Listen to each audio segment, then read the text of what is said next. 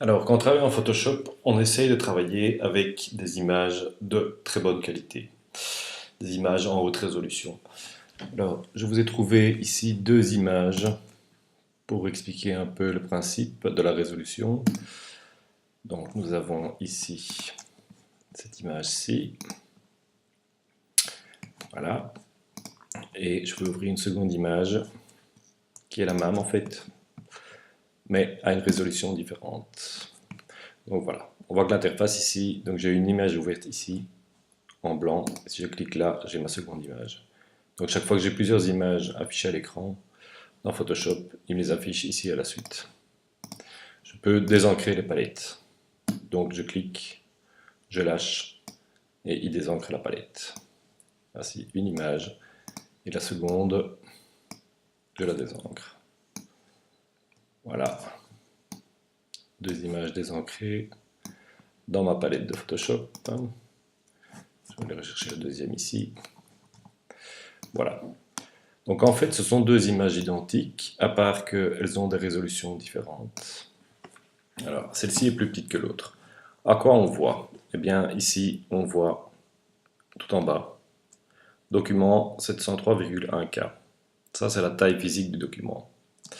Et ici, pour celle-ci, mon document fait 7,63 mégas, soit quasi 10 fois plus. Donc voilà, effectivement, si je clique là, je vois que la taille de l'image de celle-ci est de 2000 pixels de large sur 1333 pixels de haut, qui correspond à 70 cm sur 47 cm, en trois couleurs RGB, à 72 dpi. Si je clique ici, même chose, elle fait 600 pixels, 21 cm, 400 pixels, 14 cm, trois couleurs 72 dpi. Donc elles ont la même résolution, elles ont toutes les deux une résolution de 72 points par pouce. Mais la différence, c'est que celle-ci fait 2000 pixels de large, soit 70 cm de large, et l'autre ne fait que 600 pixels de large, soit 21 cm. Alors, si je zoome dans cette image, ici je vais afficher les bateaux. Voilà. Je zoome sur les bateaux et je vois le résultat. On voit qu'on commence à voir les pixels. Donc ici, elle paraît bien à l'écran, mais quand je commence à zoomer dedans, on voit vraiment les pixels. Pourquoi? Parce que l'image n'est pas en haute résolution. Elle ne fait que 21 cm à 72 dpi. Par contre, celle-ci, même chose, je vais afficher le bateau. Voilà ce que ça donne. On voit que l'image est quand même nettement plus nette. Pourquoi? Parce qu'elle a beaucoup plus de pixels. On voit ici. Tous les petits carrés, ce sont des pixels, les uns à côté des autres. Et donc ça veut dire 2000 pixels, ça veut dire que sur la largeur de toute l'image, ici, du bord gauche au bord droit, il y a 2000 pixels. Tout ça, il y a 2000 pixels. Donc voilà un peu les résolutions. Tout ça pour dire qu'on a plus intérêt à travailler avec une image de cette qualité-là, plutôt qu'une image de cette qualité-ci, qui est plus petite.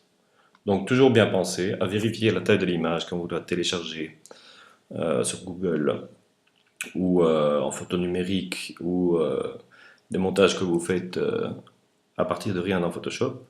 Toujours bien s'assurer que la résolution est bonne par rapport à la taille de l'image.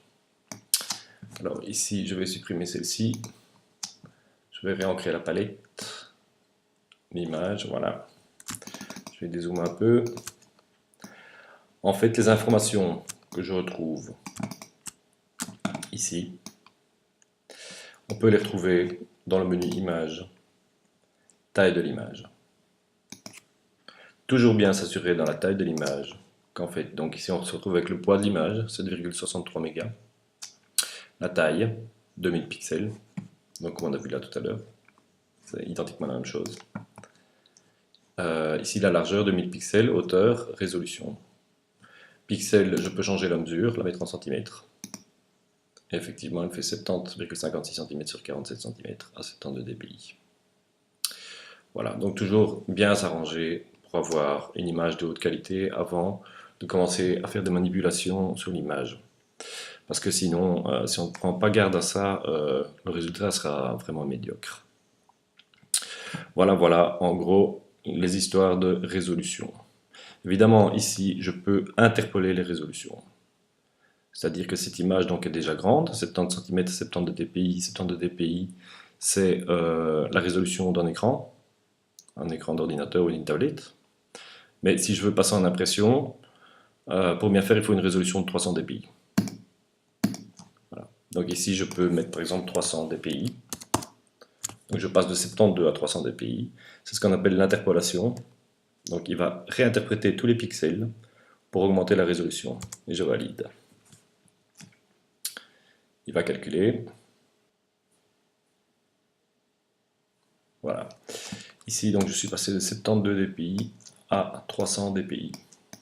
Donc, ça veut dire que si je zoome, je vais peut-être reprendre les bateaux. On va voir que il a légèrement amélioré. En fait, il a recalculé des pixels. Voilà. Mon image est un peu meilleure. C'est-à-dire que si je zoome encore, voilà. Ici, on voit vraiment, je suis dans la voile du bateau, on voit vraiment qu'il faut vraiment zoomer. Ici, je suis à 3200% de zoom. Et voilà ce que donnent les pixels à 3200%. Donc la qualité est meilleure. Évidemment, quand on interpole une photo, comme je viens de le faire, on passe de 72 à 300 dpi par exemple, c'est vraiment une solution de sauvegarde. L'idéal reste évidemment d'avoir une photo en haute résolution dès le départ. Parce que là, Photoshop ne fait que réinterpréter en fonction de ce que je lui demande. En fait. Mais ça ne veut pas dire pour ça que mon image va être vraiment de meilleure qualité. Il n'y a pas vraiment de miracle, il faut que l'original soit bon déjà à la base et en très bonne résolution.